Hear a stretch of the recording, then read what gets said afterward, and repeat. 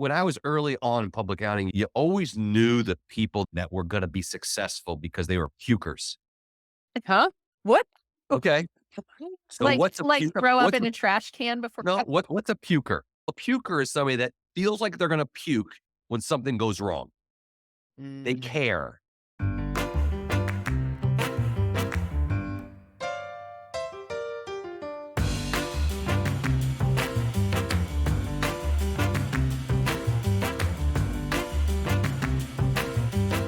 Well, guys, welcome to Your Work Friends. We're your two HR friends. I'm Francesca, And I'm Mel.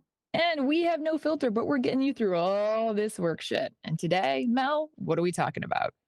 We are kicking off a brand new series called Visionary Executives. There are a lot of cool leaders out there that are doing really interesting work and bringing people and business together in a way that everyone wins.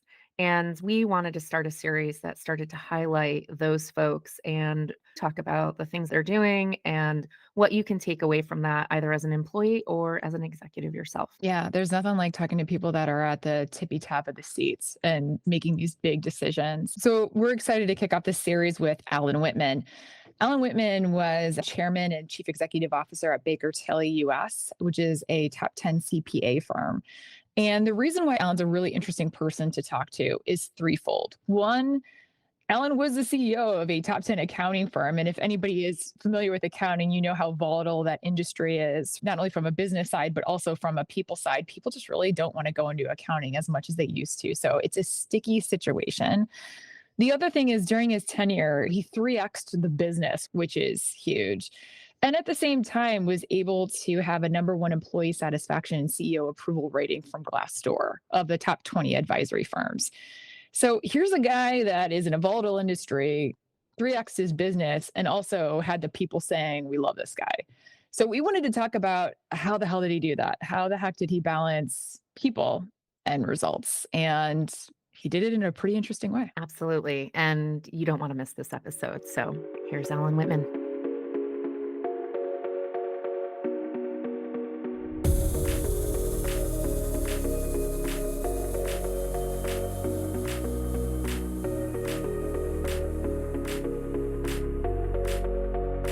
Hey, Alan, how are you today? I am fantastic.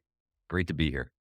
Where are we finding you? So Where are you today I'm in working? Atlanta and Hmm? it's a sunny, warm day in Atlanta. A little cool in the mornings, but nice warm in the afternoons. So I'm not anywhere where it's snowing, which is great. Kim, my wife, says that it's snowing back up in Michigan. So I'm glad to be here. Yeah, I heard a friend was up in Ann Arbor at University of Michigan and said it was snowing. So I'm like, yeah, that doesn't sound fun. So it sounds like you're well located.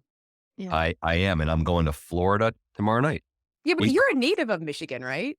Since 1996. Yeah, I grew up in New York and Cincinnati. I lived in Detroit as an adult, but since 96, I met my wife there and my kids are from there. So I'm from there. Yeah, you are a You're now from Michigander. Yes. there. Yeah. Yes. Although I'm not a U of M fan, unless I'm with my wife or my mother-in-law, I'm still a Cincinnati Reds fan and Indiana Hoosier fan. Although the Lions were a lot of fun to watch this year. Oh my gosh. I loved how Eminem totally got behind it, a big fan. I Yeah.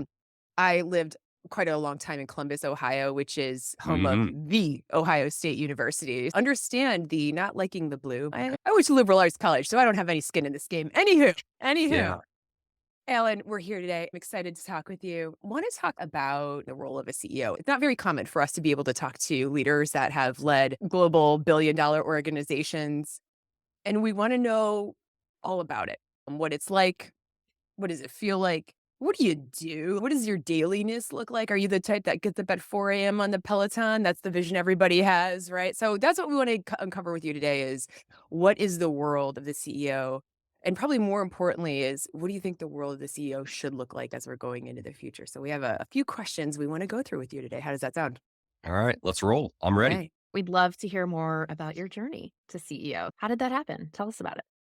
Yeah, as both of you know, I'm a public accounting brat. I grew up in Yeah. the big 8654, went to a few smaller firms, tax guy by background, and really never had the plan. I never had the professional life plan. I just always trusted that things would work out. Hmm. And when I joined Virchow Krause, which is the firm that became Baker Tilly just by a names change, I had a great opportunity to lead this thing called international services. And I had no idea what it was about, really had no idea what it was about. And my predecessor had no idea. His idea was, it's yours if you want it. I said, what is it? He goes, I don't know. You'll figure it out. And I did. We figured it out. Before that, I had great mentors. And so I wouldn't be where I am or wouldn't have had the opportunities without great people looking after me and helping me. And look, again, there was no plan to be the CEO of Baker Tilly. The plan was to do great work, build great relationships, build trust with the people I work with, and have a lot of fun doing it. Hmm. I'm not a guy that's built on a lot of structure. I'm not a rules-based guy. I'm more of a principles-based guy, and I do like to wing it. And because I have trust that it's going to work out. It's not that I have so much trust in my abilities that I'm going to just crush everything. I just have trust in the system that if I do the right things, everything will work out. Some would say that I'm oblivious to the outside world. I don't know, but that's how I was. And I remember I was in a bus heading to a partner retreat, and we knew we were going through a succession plan process. And a former partner of mine leaned over and said, "Hey, you should put your name in to be the next CEO." And I laughed. I'm from a small practice. I'm new to the firm. And she said, "Listen, everybody trusts you. You're not here to build your own practice. You were here to help everybody, including her, as she said. And I think you'd be a viable candidate because the partners trust you that you're here for them and for us in total, rather than trying to pad your own performance or your own book of business, et cetera."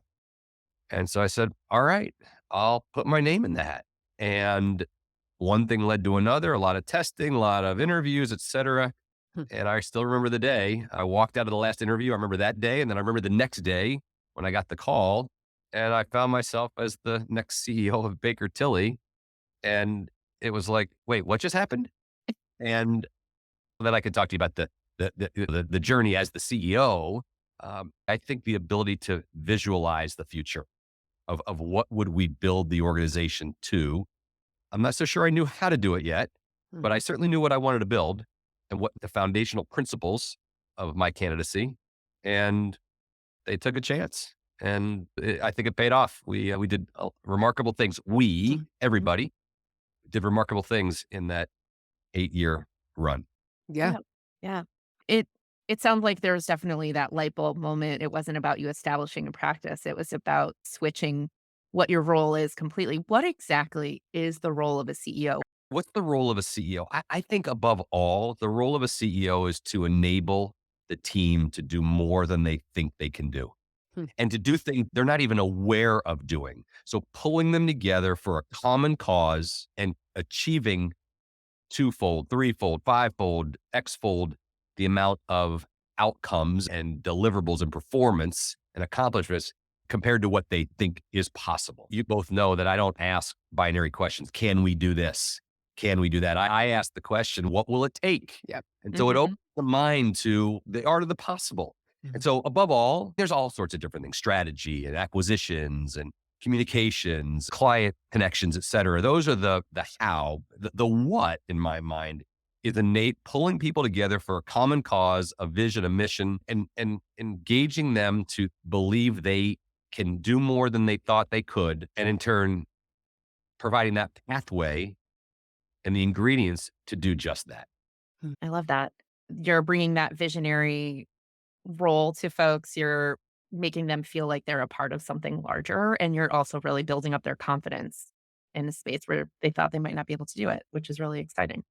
A successful CEO is somebody that enables people to have a little bit of blind faith.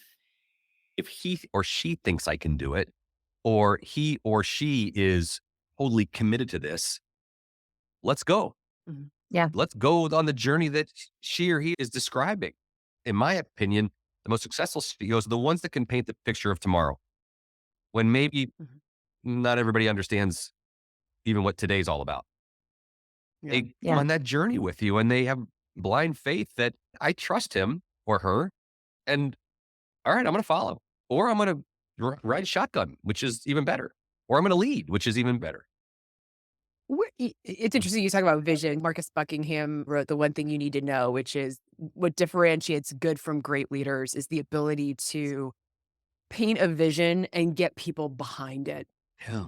So much of that is on trust and the compelling nature of the vision, the doable nature of the vision, where it has a little bit of, I don't know if we can do this, but I think we can thing. You talked about trust. What makes you so good at trust? Like, how do you get people to trust you? How have you gotten people to trust you?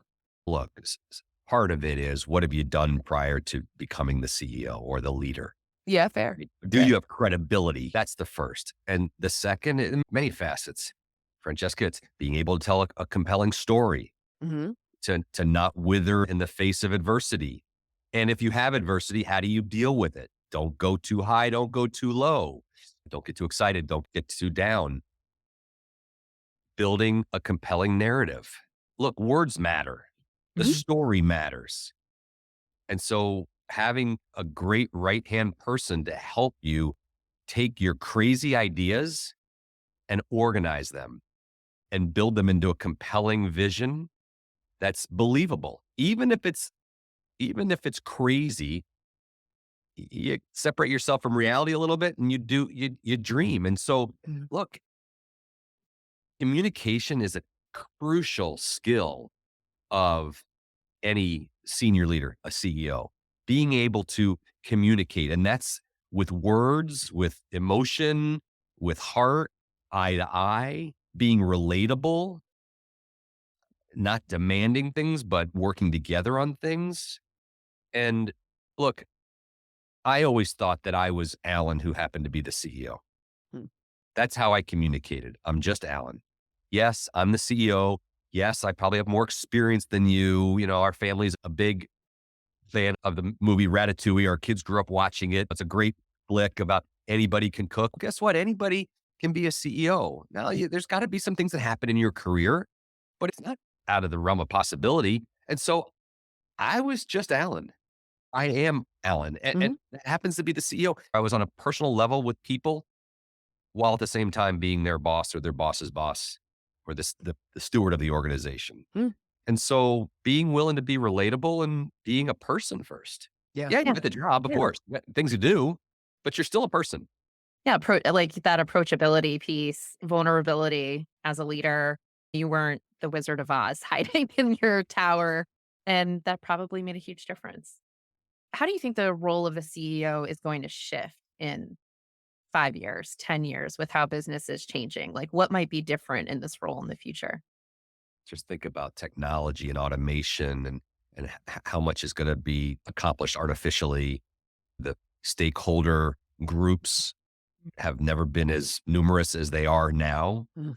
There's so much influence on business from the social part of humankind that the stakeholder groups have become numerous. And frankly, as I was the CEO, I was always concerned that there's going to be another stakeholder that came up on Monday or Tuesday. And we had to consider that stakeholder.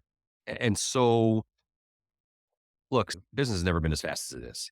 If Friedman wrote The World is Flat, you can use that title to describe a lot of things in today's day, right? Everything is flat. Nothing is compartmentalized. Everything is blending and bleeding into the other. So that's a really hard thing.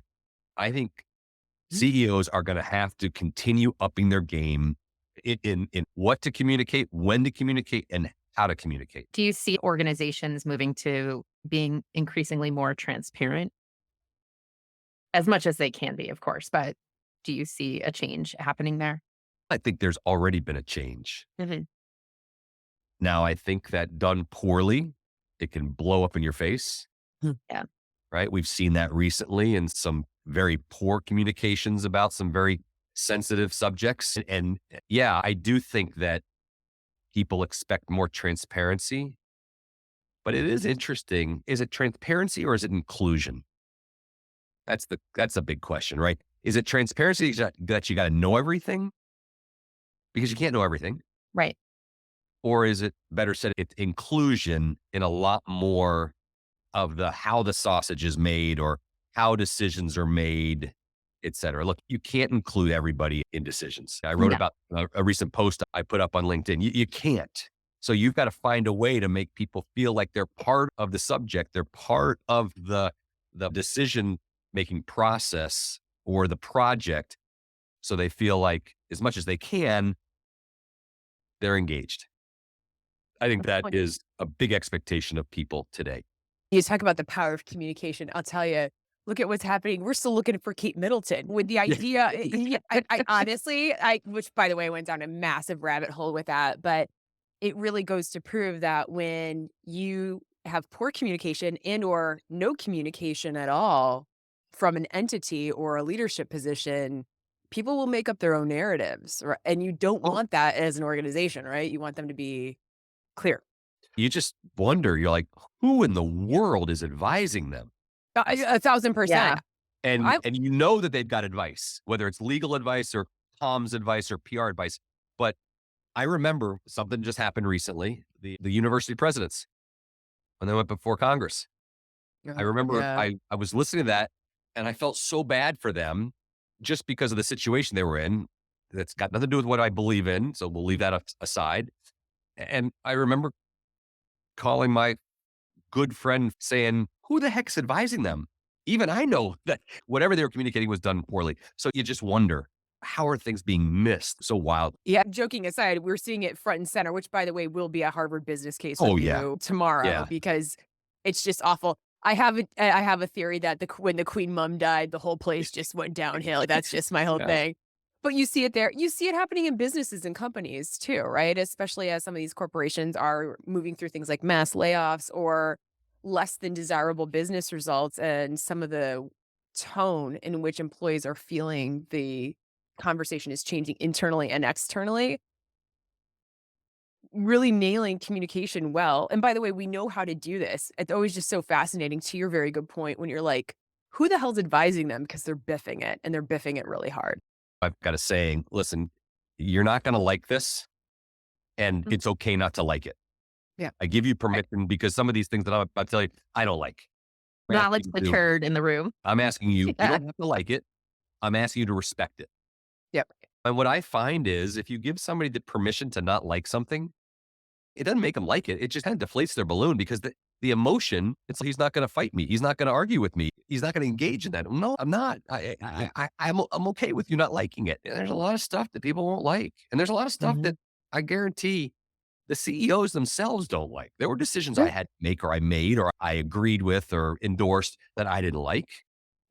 No question about it. And they had to be made. And I respected them and I asked the people to respect them. Yeah. Yeah. You're framing that as you're not going to like this, but this is where we're going to have to go. Takes it in a direction of what do we do now? Let's get into solution mode, or how do we collectively handle the situation as opposed to getting into the emotions of it, which Right. can be time consuming. And listen, I think everyone has to go into their hidey hole of emotions and do all that shit. But the reality is we need to move. And that's a Yeah, nice way to frame it. yeah, the reality is the decision has to be made because it's not going to go away just because we don't like it. Right. So let's get on with it. Yeah. Let's Yeah. get Yeah. productive about it. Yeah. Yeah. You talked about communication being a really critical piece for a CEO. That to me is someone who is really looking out for people and wanting to have a conversation around people.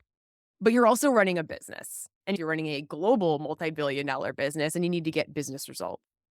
How do you as a CEO balance the need for wanting to put your people and your business results on an equal playing field? How do you do that? Yeah. You spend a lot of time thinking about it. You spend a lot of time debating and designing and redesigning. I had a wonderful professional coach who was a little bit of a therapist, I would say. I don't know if she would want me to say that, but and she did act that way because getting through these conundrums is hard. Yeah. You know what it needs to be. You just need to figure out how to get there. Look, I know people didn't like some of the decisions I made, and I'm sure some of the people said he's not a people person. Look what he did here in the instant, on the micro. And I tried to use both and versus but for either or a lot. I can be the people person and I can make those hard decisions and trying to get people that were the butt of the hard decisions to realize that it's in the best interest of everybody. Here's an example. I was reading Reed Hastings' book, No Rules. Great book. Yeah. He reminded me in the book that you need to be transparent and you need to really get to the people. And if somebody's not right for the organization, make the decision and move on. And it reminded me of a decision that I put off for 5 years. Mm. And I looked back and said, gosh darn it, I wasted 5 years of this person's professional life because I was trying to be too nice. I was weighted too much to, I need to do what's right by the people. When in reality, doing what's right for the person was to be honest with the person 5 years ago. Yeah. And as much as we think that we're not nice to people when we make hard people decisions, you may actually be being nice, being genuine, helping them out. So it's not a binary. You either are or you aren't. There's a middle ground there. Yeah. So look, I thought a lot about how to reimagine the organization, knowing that people would have to move out of their current role because the organization had passed them by and we needed to redeploy people. And that is a really hard thing to do. Probably one of the hardest things because there is emotion involved, et Sure. cetera. Relationships, everything. Yeah. These people. Yeah. And was I good at it? I don't know if I was good at it. I think that the organization's success would probably conclude that yes, we got it right more than we got it wrong, much more than we got it wrong. But I wouldn't suggest that I captured the flag on that one. It's a constant struggle. You mentioned all hands or the live cast. That I love those. Just adored those. I love the time with everybody because I was again, let's be myself. And that did empower me, frankly. Mhm. It did build trust. And it was just so much fun that we could just be people and we're all in it together. And titles weren't part of those events.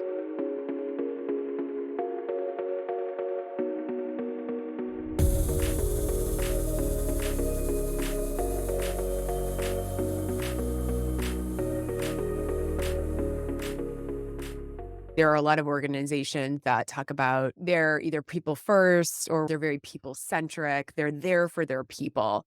You've obviously sat at at the tippy tappy of the table where you're making decisions, financial decisions, strategic decisions around investments in people. And I'm Mhm. curious if we could flip this because you know what this takes from an insider perspective, working with boards, working with the C-suite, running an organization. I'm Jane Doe of ABC Company. How do I know? What are the tells that my company really walks the walk on being people centric? Features is not being people centric. Actions is being people centric. I remember talking about development plans, and I came up with the analogy of if you buy an outfit off the rack, yeah, okay, but it doesn't fit well, it doesn't hang well, you may have to have it tailored. But if you buy a bespoke or a tailored suit, like, it feels really good and you're on the top of your game. I was reminded at one point, hey, Alan, in today's day, nobody gets tailored suits anymore. So your analogy doesn't make any sense. I'm like, okay, got it. Okay, fair. But the point I was trying to make was people-centric organizations have to come to the people Hmm. rather than say, we're going to get pet insurance or we're going to give you the 25 healthcare membership. Those are all features. What if you put dollars to direct one-on-one development programs, Mm. coaches? How are you helping me, or how are we helping you, Francesca, at this company become a better person and professional? It's not going up to a buffet and you get to choose what you pick. No, you're going to pick off the menu and you're going to actually pick the meal you want and it's going to be made to order for you. Yeah. Yeah. There's plenty of buffet style development and learning and development platforms, et cetera. How do we build something that is bespoke, tailored, and it's not 100% of it. 80% can be buffet style, and the last 20 is really focused on the person. And look, we do that for executive coaches. That's a bespoke program. Sure do. Why are we doing it through the organization? If I had a coach when I was a senior, I'd have been a much better professional. Why don't organizations do that? One, I think it's a pretty progressive platform. Yeah. I think it's a pathway that requires a lot of confidence and trust. Mhm. It's expensive. It's expensive. Yeah. And I think that, I don't know, I'm going to say this and I'm going to get ridiculed for it. I wonder if people work to the mean. Like Mm. C's You get know, the degrees, Ellen. Is that what you're trying to say? yeah, yeah, yeah. Francesca, it's a great question. I don't know why people would say it's impossible. Why do this? Why not? We can't do it. What would it take to do it? What would it take Mhm. to put a program like that in place? Because they're What's doable. I think I agree with everything you're saying. It is a trust. It's a vision. To your very good point, a lot of times because people haven't seen it, they're typically a long game. They're not something that you can turn in a quarter and see results a lot of no, times. no. But those are the things that are so meaningful. And this is what I really struggle with is when we're doing these like quarter by quarter, needing to see results. How can people fight for the long tail stuff, the break the mold stuff that really truly changes and shifts industries? I was just working with my colleague on an article about intentionality and my belief now in coaching or in tailored development programs. We all hear professional athletes have coaches, Yes. Mhm. and you can see the difference because they're higher up on the leaderboard. They win more tournaments. They can shoot a better percentage, whatever it is. In the professional setting, as you said, Francesca, it's the long game. Mhm. I don't know if you can associate a win or this to the coaching. Maybe you can, but it's less direct. It's less cause and effect. The coach helps the golfer putt better. So on Sundays, they make more putts, they win the tournament versus building somebody as a professional. I can tell you from experience, the people that I've engaged in coaching and I've pushed to coach are much better as people and professionals, much more aware than they would have been or they were prior to. So yeah, I think most think that's for the athletes. That's for, yeah, because there's a grade, Mhm. right? You win, you lose, you move up. I think we can learn a lot from sports or from other professions. And so look, I think it's massively expensive, Mhm. but you know what? So are all the campuses up in the Silicon Valley, the open Yeah. campuses. Those things are massively expensive, Yeah, real estate's not Oh, cheap. real right? es And so yeah. is that making people better professionals or is it allowing them to work in a better environment? Now, some would say working in a better environment will make you more productive. Okay, I'm not going to argue that. I don't know the data on that. What if you took all that money and you put it back in developing Mel and Francesca to be better people, more spatially aware? Less smart ass. There's a lot of benefits here. There are Well, a I lot. wouldn't, Yeah. that would not be that. No, I don't like that. I like that part of you. So I would not put that in the program. That's your sassiness I and that's appreciate okay. it. I appreciate it. I couldn't agree with you more, Alan. I've always believed in coaching. And to both of your points, that you don't necessarily see ROI in the first quarter, the second quarter. It just becomes part of your organization's culture that everyone gets a performance coach. All the people stuff is where the problems happen at the leadership level, starting at managers and above. So if you're addressing that when someone's first coming out into their career, it's going to get them light years ahead of other people who don't have that. So when they're at a manager level, you're not trying to suddenly jam down their throats milestone programs to make up for all of Right. the care and attention that they haven't yet received. Beautifully said. Beautifully said. We've talked a lot about things that make people feel valued and respected, empowered in the workplace. You talked about inclusive practices, transparency as much as you can have that, but make it really, it's like acknowledging their emotions, speaking to them human to human level. What are other things that CEOs can do or leaders can do to foster an environment where people really feel valued, respected, like they have belonging and meaningful work? Certainly accolades and awards and the atta gal, atta boy comments. Yeah. To me, the thing that got people really jazzed was the idea that they could connect with the CEO one on one, the idea that they knew the CEO was looking out for them and was looking to put them in different places, move them around, cared about their career. They felt part of the ingredients that were going to make the strategy reality. And once you get them bought in, they're bought in. And as hard as it is to get them into the room, if you do it right, it's equally as hard to get them out of the room and to have them turn away. Now, if you're a jerk and you're really not trustworthy, of course, you can ruin a second. But I had some colleagues that were just so sold on it because we activated their need for belonging and being part of the solution. I had people coming up to me, and it wasn't to brag. It was they would come up to me and tell me about all this stuff we're doing and how this is working and that is working, et cetera. It had nothing to do with their performance. They just wanted to share it. That's when you know they're in. They're so far in. Fine, you go tell the people about this. This is awesome. I don't need to be the conveyor of the good news. You mentioned culture, Francesca. I'm a big believer that culture should change. It's a living organism. Yeah. Should not be the same today as it was yesterday. It should continue improving. It can deteriorate, but if you're doing everything right, it will continue to change. You're going to build new cultures over time.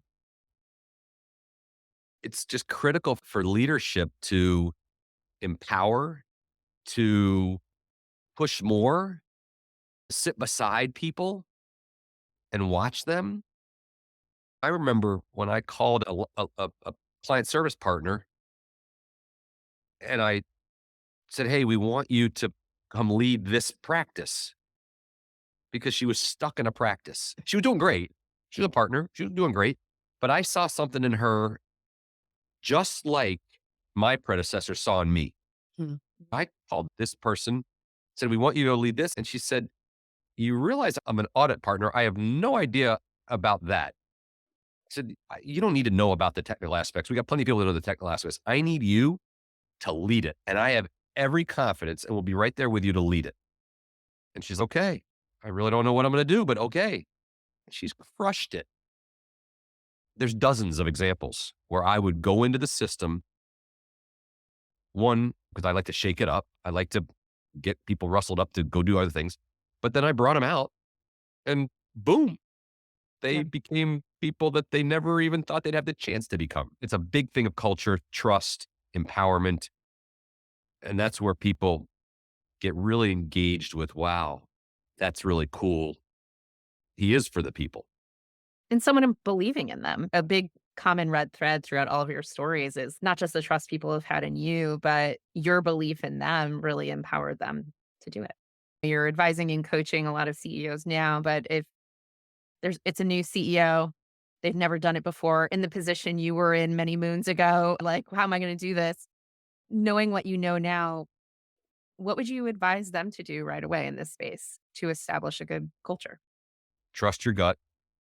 As much as numbers don't lie, numbers aren't the only thing that you should be focusing on. Be willing to take a chance. We know who good people are. We always say that. Yeah, she has the it.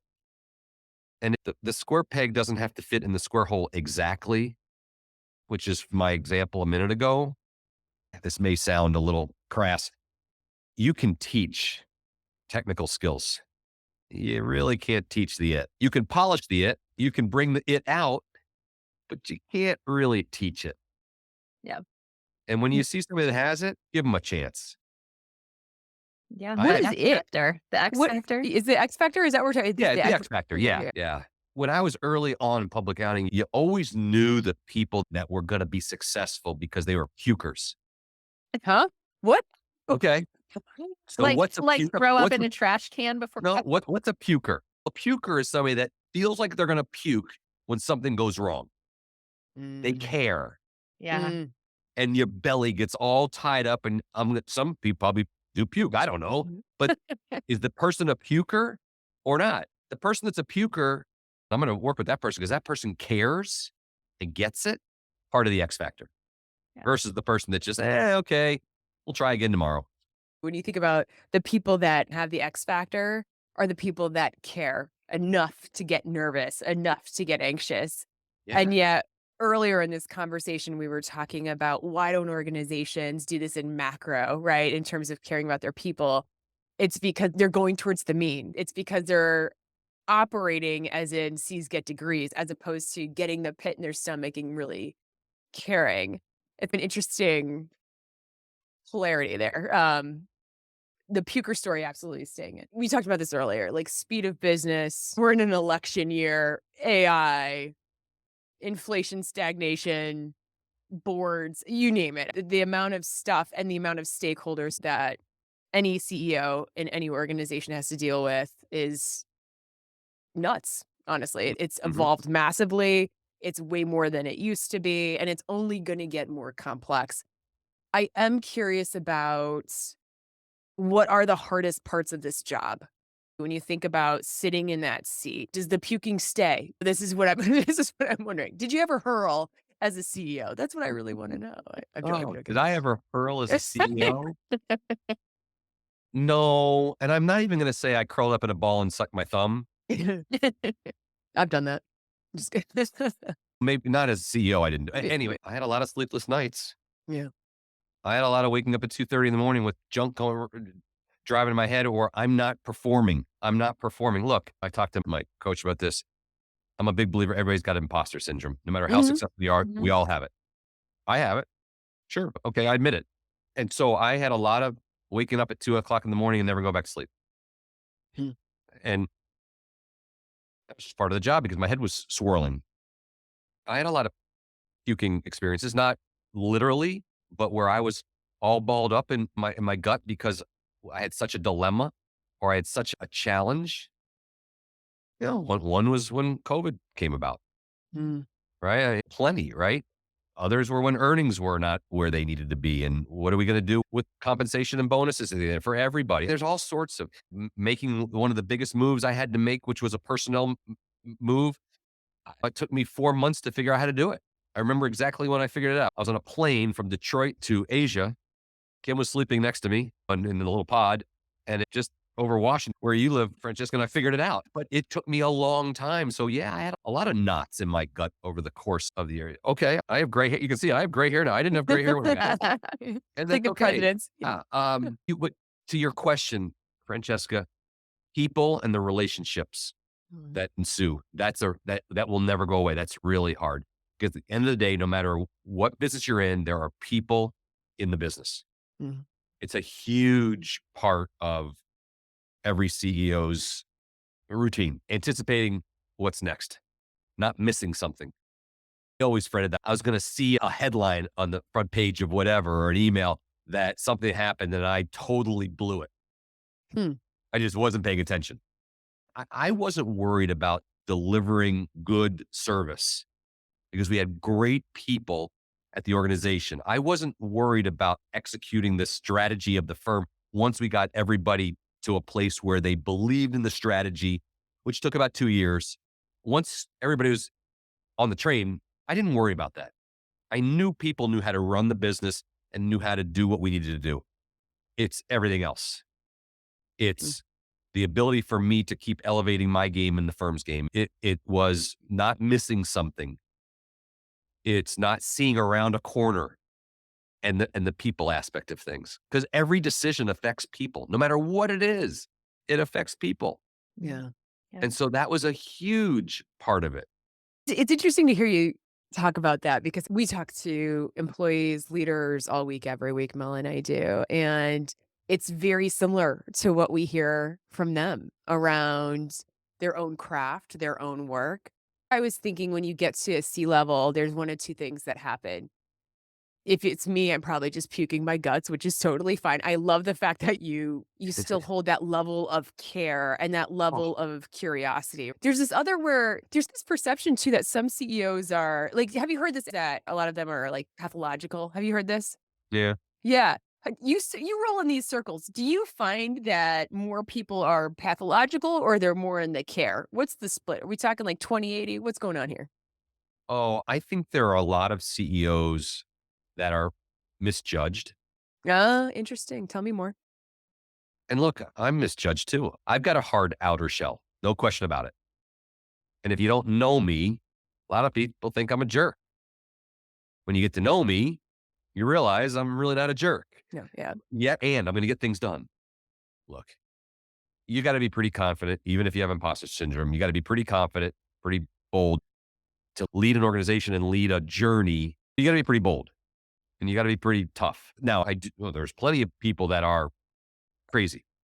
Yeah, at all levels in the organization, to be fair. Yeah. Believe me, I've met Yeah. some of them, so it's Yeah. Yeah. fine. But I think there are more that are caring Hmm. than people give credit to.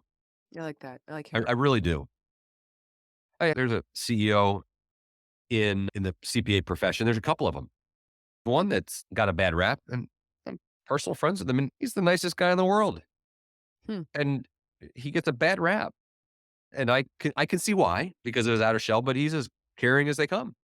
And so the old adage, okay, does the media do that to you, or is it real? I don't want to throw the media under the bus. People come up with their own stories. Yeah. People Or come up does with their own narratives. it does it go back to one of the keys here is to be a great communicator Fair because enough. and not that you need to be like happy joy all the time, but communication. This is one of the reasons. You're in such a unique position too, I think, as a CEO, because every day you're in a position where you have to prove yourself to so many different people day in, day out, over and over. And not that others don't need to do that in their positions. And I do think there is a little bit of a uniqueness in that role where it's like the pressure of that has to be intense. Yeah, yeah. Look, more than anything, all the eyes are on you, Yeah. right? I remember when I became a partner, I was told, look, all the eyes are on you as a partner. Yeah, but it's not 6,000 person organization. It's Yeah. a 100-person team or whatever. I'll give you a story. I remember I was late to a meeting. I ran in and my coach was there. She was observing a lot of meetings for team effectiveness. I wanted her there to help me with the team effectiveness of the senior leaders of the organization. Very helpful. And so I run in and I want to get the meeting started.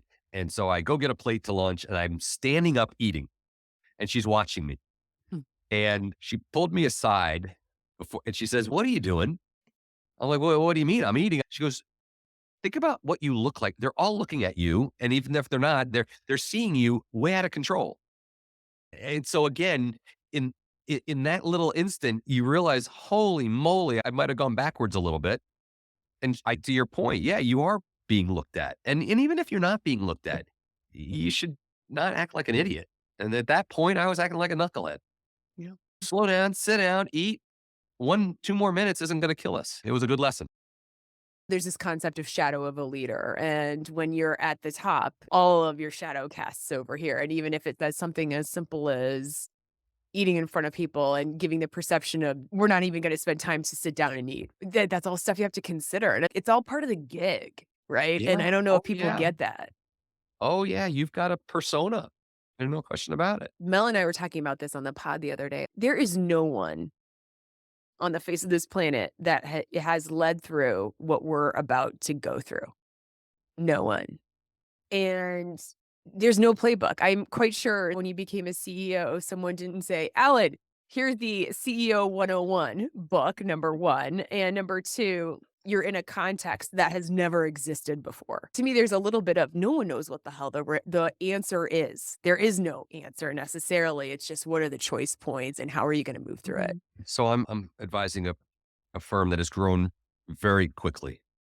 That's exciting. And yeah, it's wonderful. And the CEO brought me in to talk to the board. And one of the comments he made is he did what we want to do. Right? He led a firm and then he admitted to his board, he goes, "I've never run a company this big. And I've never run a company that's bigger than this." Now he has. And so I gave him a lot of credit for realizing that he doesn't have all the answers and he's willing to take input. He doesn't follow my advice all the time, and he listens. Yeah. But to your point, he's never run a company like this. And it's interesting. There's this concept. I don't know where I saw this, but gradually then suddenly. Mhm. Gradually they grew. Suddenly they're a $500 million firm. And gradually they're going to be $1 billion firm. Mhm. And if you're not focused on what's happening gradually, you won't be prepared for suddenly. You talked earlier that you live by a set of principles. And when I think about companies that are in hyper growth, leaders that are in unprecedented times, how important are a core set of principles in leading? Oh, I think they're critical. One, because it will demonstrate consistency to your stakeholders. If you communicate appropriately, it will be the foundation to everything you do. because they'll know the type of person you are, Yeah. and it won't be just haphazard. It'll tie everything together. So I think it's critical. Yeah. Yeah, I've been thinking about that too. Just like when I look at some of the best leaders and the best strat and the best comms, like there's this undercurrent of principles that run through it. And Yeah. you can even make mistakes. You can biff, you can eat in front of your C-suite, right? There's Right. like from small, something like that, very small to Yeah. we made an investment in this company and it was a stinker. Oh, move on. You know what I'm saying? There's a lot of forgiveness or Yeah. elasticity in the culture when you do that.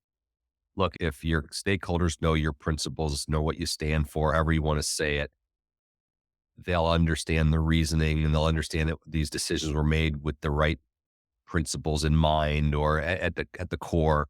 And again, not everything goes perfectly, but at least they'll understand why the decision was made or how it was made or what it was made upon, etc. Yeah. And that's Yeah. inclusion to your point. Yeah. Yeah.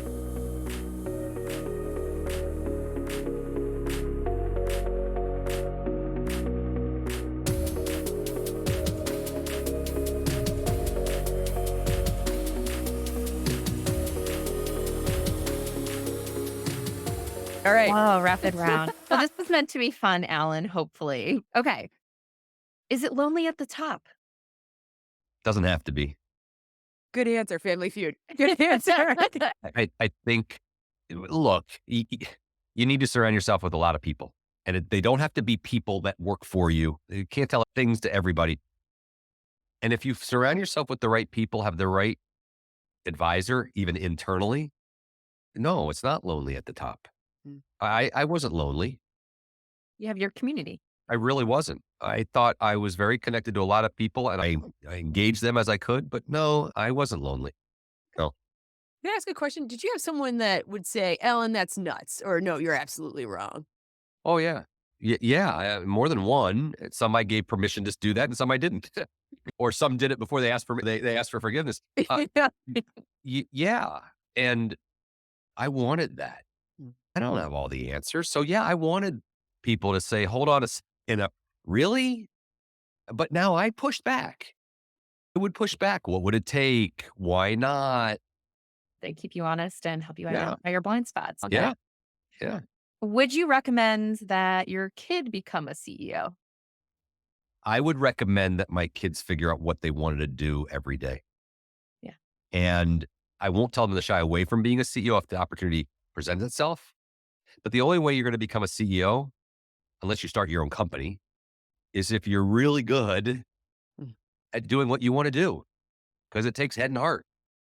Yeah. And don't shy away from it. I didn't, like me, I didn't plan for it. And it's very rewarding and complicated and pukey and, all those things. Okay. Hot topic item CEO compensation. And not every CEO is paid $30 million a year, but this is a hot topic in the news these days. Do you think CEOs should be paid as much as they are? All right. So I'm going to apologize to my mother because she told me don't answer a question with a question. So I'm going to play around here. Hmm. If you're going to ask, should CEOs be paid what they are paid, then should athletes, should movie stars, where does it stop? Now, to your specific question, yeah, I do think they should be paid a lot of money because look at what they're overseeing. Look at what they're stewarding. Look at the effect that they have and the multiplier effect that they have, whether it be for careers, whether it be for the public product or services. That doesn't happen by chance. And if you think about skilled athletes, their careers are on average much shorter.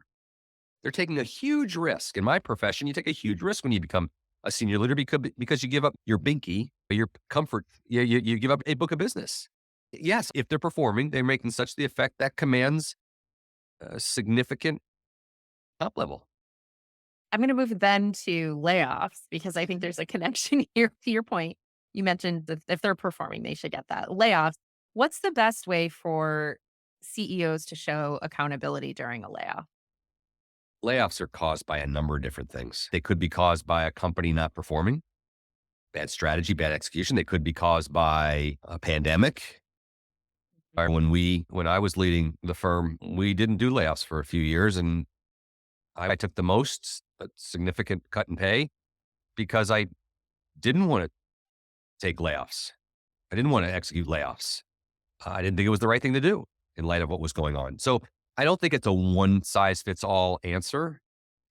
Having said that, I would think that performance pay would be adjusted in situations where workforce had to be reduced because of an environment.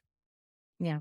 I don't know if that happens all the time, yet I would think there would be an and to that. There were layoffs and senior leadership didn't make the money that they made the year Yeah. before. Okay, it's so interesting because you see this in the news where layoffs are happening, earnings are through the roof. Some of that might have been through efficiencies with layoffs. And a lot of these C-suite executives are like crickets. We take accountability, but they don't tell you how. And so they may be taking these cuts, but again, going back to the red thread throughout this whole conversation that you keep coming back to, Alan, which I think is amazing, is communication. Agreed. I think that there should be more communication around that. Mhm. I think that there should be some how to the what of accountability. Yep. How'd you guys take accountability? Yeah.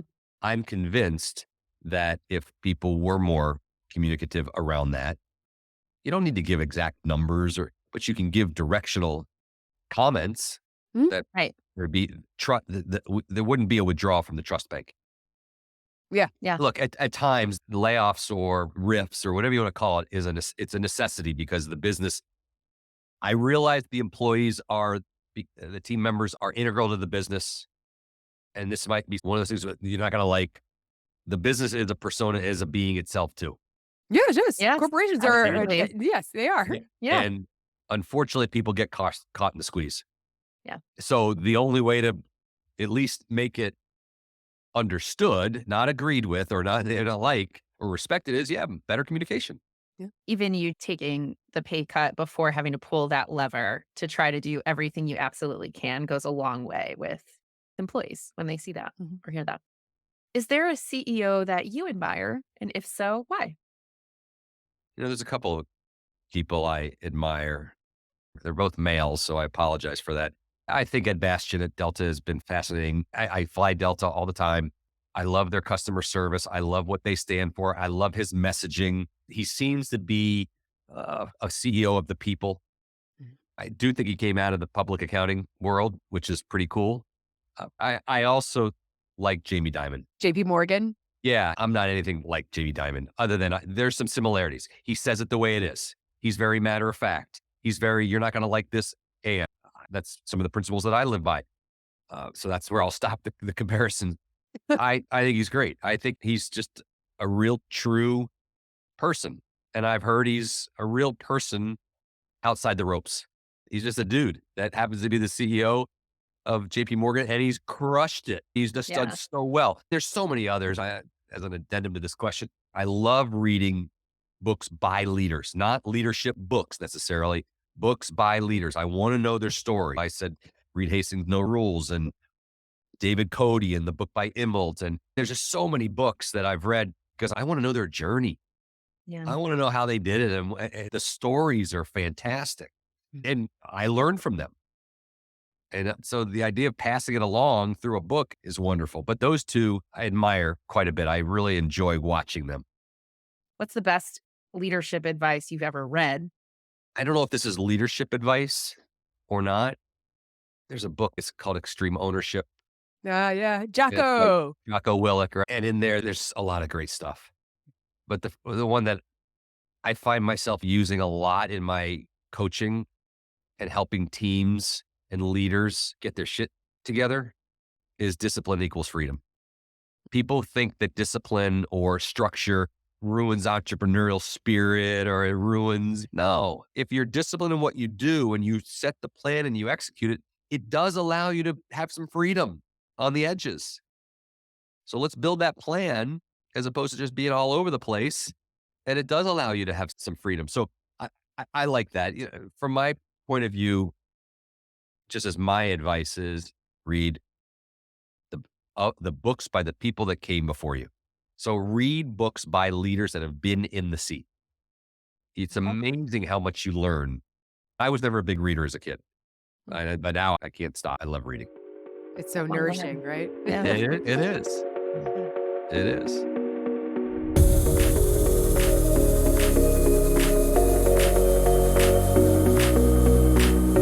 Alan, it was awesome to talk with you today. Thanks so much for joining us. Yeah, thanks for being here, friend. My pleasure. This is a great venue. I wish you all the luck in the world, and I'm really humbled by you asking me to join you.